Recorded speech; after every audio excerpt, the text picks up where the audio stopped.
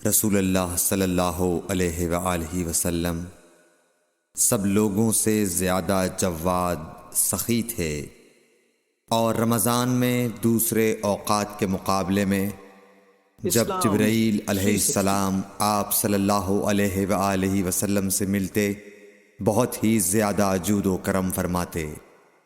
جبرائیل علیہ السلام رمضان کی ہر رات میں آپ صلی اللہ علیہ وآلہ وسلم سے ملاقات کرتے اور آپ کے ساتھ قرآن کا دورہ کرتے۔